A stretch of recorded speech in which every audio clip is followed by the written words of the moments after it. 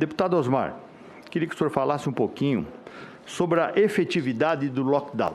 O senhor sabe que eu faço uma defesa intransigente da micro e pequena empresa no Brasil, até porque a micro e pequena empresa representa 98% de todos os empregos formais do Brasil, né? Todos os empregos do percentual de empresas, 57% dos empregos formais, 98% de todas as empresas, 28% do PIB. Passamos por dificuldades. Graças ao PRONAMP que o Senado da República aprovou, a Câmara Federal, o presidente sancionou, nós socorremos inúmeras pessoas, emprestamos no Brasil 37 bilhões e 500 milhões através do PRONAMP. Agora tem mais uma tranche de 5 bilhões, que tem um compromisso dos bancos alavancarem por 4, que vai virar 25. Desses 25, aplicar 20% em empresa de eventos. Empresas que já quebraram, nós temos que ressuscitar esse segmento, porque fazem 16 meses que eles não têm R$1 de faturamento, pela pandemia. Então, eu queria que o senhor falasse um pouco sobre a efetividade do lockdown. Inegavelmente, acabou com empregos e empresas, né? Como o senhor vê, e o senhor tem posição clara sobre isso, forte, de que o lockdown não é a solução para evitarmos a pandemia. Eu queria que Vossa Excelência respondesse isso para mim. Senador, não sou eu que diz, são 32 trabalhos que eu vou encaminhar a essa comissão, 32 trabalhos publicados, comparando países que fecharam, países que não fecharam, estados que tiveram uma política mais flexível, estados que tiveram uma política mais dura no lockdown, nos Estados Unidos, por exemplo. Essa comparação é unânime, senador. O lockdown não diminui o número de mortes, não reduz o número de mortes. Se reduzisse, senador, eu não estava nem aí para a situação das empresas, nós tínhamos que salvar as vidas mesmo, né? Agora, fazer tudo isso que está se fazendo e não salvar a vida é uma tragédia dupla, né? Essa é a questão. O Rio Grande do Sul fechou, trancou 100 mil empresas, pequenas e médias, publicadas na Zero Hora, isso. 100 mil empresas, microempresas, fecharam as portas durante essa política, período da pandemia. 100 mil empresas, o Rio Grande do Sul é recordista de mortes. Como que se explica um estado do tamanho do Rio Grande do Sul? Vocês são nossos vizinhos ali, podem avaliar isso bem. Com a estrutura de saúde que o Rio Grande do Sul tem, a gestão de saúde é boa. A estrutura é ótima, tem 3 mil leitos, quase 4 mil, 3 mil e tantos leitos de UTI disponíveis para a população, é a maior proporção, acho que está entre os 3 ou 4 estados com a maior proporção de leitos de UTI. Como é que pode, né, o Estado ter um número tão alto de mortes? Se fosse um país, seria o 3º do mundo em mortes. Não tem justificativa isso, aqui é sinal que não funciona. E esse estudo é um estudo da Universidade de Stanford, é o mais completo. A Universidade de Stanford comparou vários países, vários estados que flexibilizaram, que não flexibilizaram, que fecharam, que não fecharam, e o resultado é unânime, não funciona. O lockdown nunca funcionou, nunca foi feito, senador. Nunca foi feito em nenhuma epidemia. É uma invenção. E não tem evidência científica nenhuma que funcione. Muito bem. Deputado Osmar Terra, eu quero perguntar, o senhor eu posso dizer acusado, né, de incentivar o tal de gabinete paralelo, como é chamado aqui nessa CPI, né, um gabinete e paralelo para o presidente Bolsonaro, de grandes especialistas, enfim. Eu só queria para equilibrar essa fala, apresentar aqui que no tempo do governo do presidente Lula, a Folha de São Paulo traz aqui, né, do dia 21 de junho, né, o senhor Gerdau será conselheiro informal do presidente Lula Nesse caso, poderia fazer reuniões semanais com o presidente para orientá-lo. No governo, e também o ministro Delfim Neto, aqui no blog do Correio Brasiliense também diz aqui: o empresário Gerdau teve mais uma conversa com o presidente Luiz Inácio Lula da Silva, aceitou o convite para ser conselheiro informal do presidente. Aqui tem Gazeta do Povo, ex-ministro do Planejamento e ex-deputado Antônio Delfim Neto, em 9/3/2018, né? Embora não fizesse parte da equipe que assumiu a Fazenda, era um consultor informal do presidente Lula.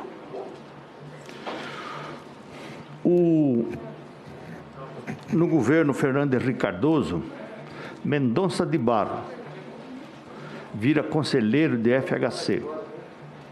Barros assumiu a função informal de conselheiro do presidente Fernando Henrique Cardoso na montagem do cobiçado Ministério da Produção.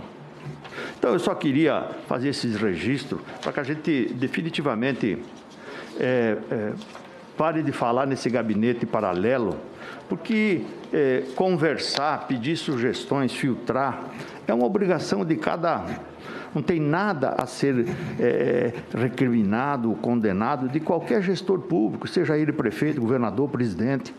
Ouvir as pessoas, esse senador Girão, é uma coisa muito salutar. Evita erro, se aconselhar e depois tomar a posição que quiser tomar. Para isso que ele foi eleito, é para isso que ele tem o dever de ser um gestor, de cuidar da coisa pública.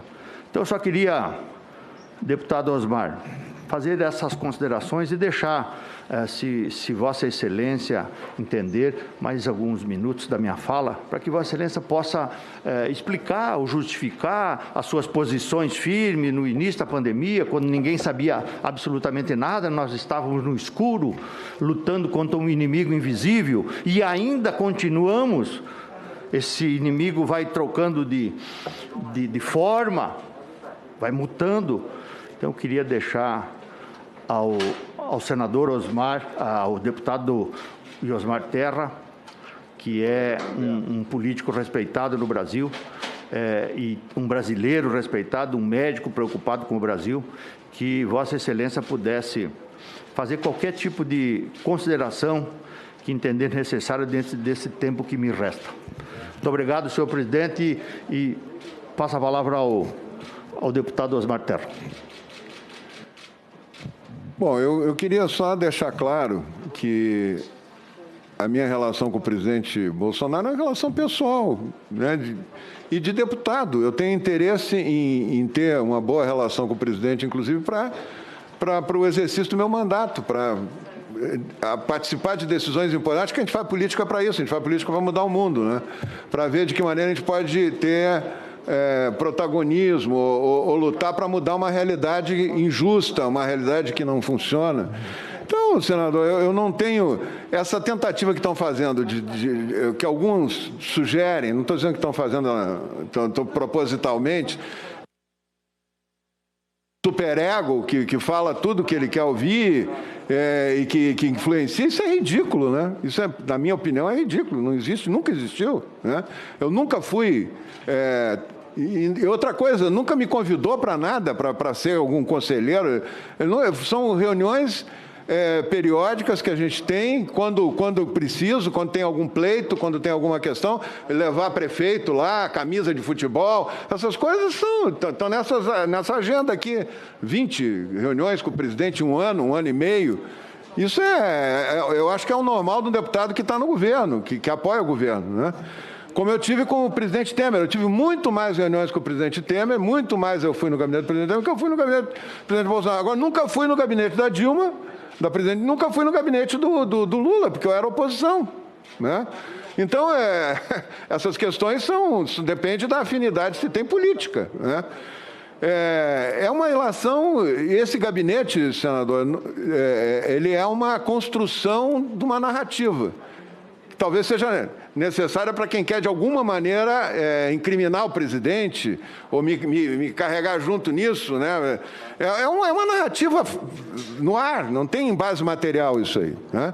Então, eu queria deixar isso claro e dizer o seguinte, senador, nós estamos completando aqui uma pergunta que foi feita lá anterior.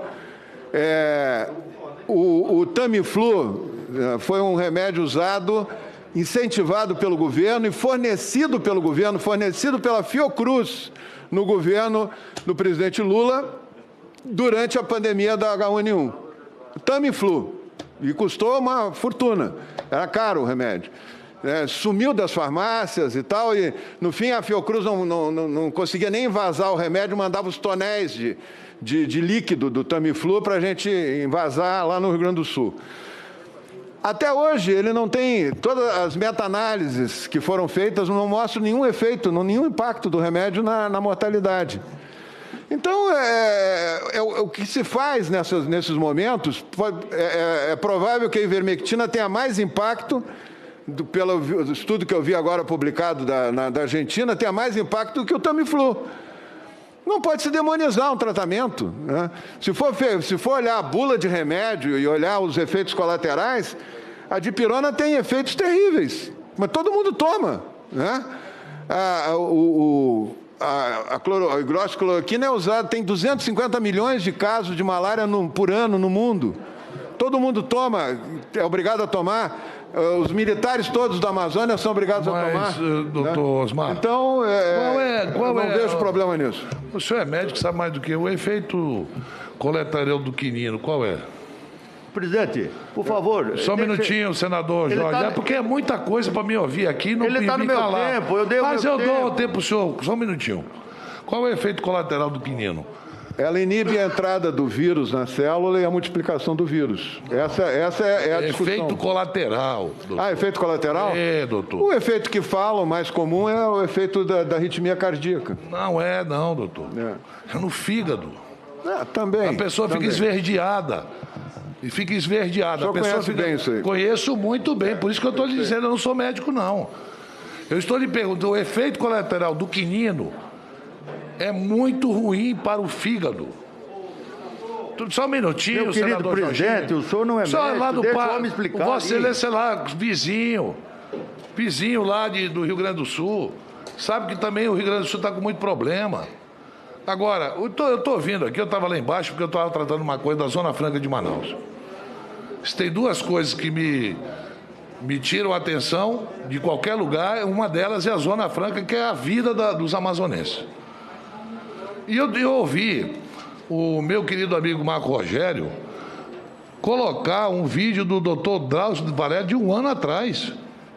As pessoas, veja bem, só quem não muda de opinião é aquele burro chucro que empaca e não anda.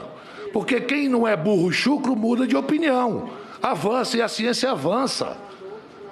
A única coisa que tem avançado muito no mundo, não é, doutor Osmar? É a ciência. Sim. Olha, nós saímos, aqui se falou da gripe espanhola, se falou não sei do que. Naquela época não tinha tecnologia que nós temos hoje. Então não dá para, não tem comparativo em tempos de pandemia que está acontecendo agora, que aconteceu no século passado. Agora, o quinino não é só arritmia, não. O quinino faz um efeito colateral, senador Jorginho, muito grande no fígado das pessoas, que pode ter uma doença hepática, muito séria, por causa desse tipo de efeitos colaterais que tem o quinino. Artigo 14, presidente. Apenas para registrar, Vossa Excelência, não sei se assistiu o vídeo e a minha fala. Só ouviu. Eu quero reiterar aqui, presidente, que estava falando de hipocrisia. Talvez Vossa Excelência não tenha ouvido. Porque as projeções que um faz e não se confirmam, aí não, é evolução da ciência, equívoco, contemporizado. Mas o que outros fazem é tratado como se fosse um dado irreversível, imutável. Mas eles não É disso que eu estou mudaram, falando. Marcos. Eu não fiz a apresentação para condenar. O médico continua sendo digno de respeito, de acatamento, por suas opiniões, por suas participações que fazem. Agora, não dá para tratar de um jeito e outro de maneira absolutamente diferente. Olha, eu conheço o doutor Drauzio pela televisão, eu nunca falei com ele. Eu também não. Não, bem, mas que eu saiba, pelos que eu vi, ele mudou de opinião. Aí o burro chucro não, ele fica empacado, você tá me entendendo? Sabe o que é burro chucro? Sabe, né? Aquele cara que empaca com uma ideia. Mas Vossa E não Excelência se faz mexe. isso o tempo todo também, Não, presidente. não. Sim, presidente. Vossa Excelência dá opinião sobre remédio. Vossa Excelência fala sobre cloroquina como se fosse um médico especialista. Não, senador, Calma, não faça presidente. isso, senador, não faça isso. Aí não, é. Coloque-se no seu lugar e eu me coloco no Não, meu. exato. Vamos ficar aqui bem. Exato. Senador Jorginho, por mais 30 segundos. Como 30 segundos? É 4 minutos, estava faltando aí, o que é isso? Já que o senhor deu uma receita aí, deixa eu ver se o remédio está certo, por favor. Eu queria pedir pro deputado Osmar, o senhor tem 3 minutos ainda para continuar falando do meu tempo. E se o senhor quiser falar, senão eu já abro mão da palavra, mas a palavra está com Vossa Excelência.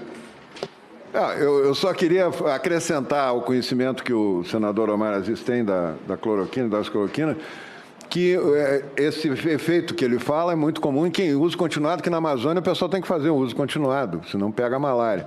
O que está se falando aqui agora é um tratamento de 5 dias. Eu não acredito que vai causar esse dano. O quinino não é uso preventivo, não. Ele só é usado após adquirir a malária.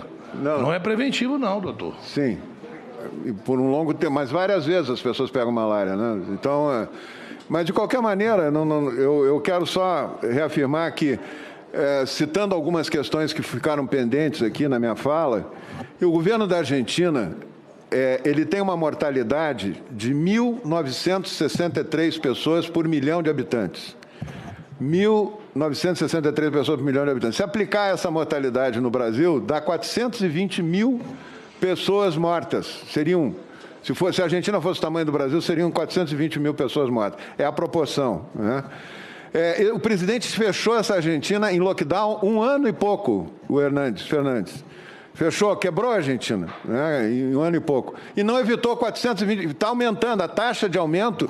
A Argentina vai passar o Brasil em menos de um mês, em taxa de mortes, né, na taxa de mortes. E ninguém está processando ou está chamando de genocida, ou está chamando o Fernandes. 420 mil, para mim, uma vida já é importante. Imagina 420 mil, né? 500 mil, né? Isso não tem... Minha gente, nós estamos trabalhando aqui, nós temos que ter um consenso para lutar contra um vírus. Não é ficar um botando a culpa no outro, né, e tentando botar a culpa em alguém que não tem poder de decisão. E o poder de decisão é limitado. Então, eu entendo, e como deputado eu estou falando isso, porque eu estou sendo convidado aqui para discutir a minha opinião, né? Não é por... Eu estou disposto a fazer com qualquer senador que quiser, inclusive com meus colegas médicos, e a gente fazer um debate separado até da CPI, trazendo os dados. Eu sou convencido por dados.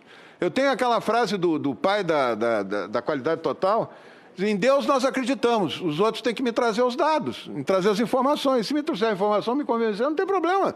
Eu jamais falaria sobre um assunto que pudesse prejudicar as pessoas, né? Se eu não tivesse convicção que não prejudica, que prejudica menos do que o outro, né? Então, lockdown e quarentena, senador Jorginho, não tem nenhuma comprovação científica. Inventaram, em cima do medo, criaram um pânico. O Fique em Casa virou... A grande mídia assustou a população como nunca na história, nunca. E assustava e não informava. As pessoas precisam ser informadas. Foi o que eu fiz quando coordenei o H1N1. Eu informava todo dia as pessoas e tirava o pânico. As pessoas precisam saber que tem começo, meio e fim, como é que termina uma pandemia, está demorando, que surgiu uma variante e tal. E é isso que tem que se fazer. Então, não ficar botando pânico e usando a morte das pessoas para fazer política, não tem sentido isso.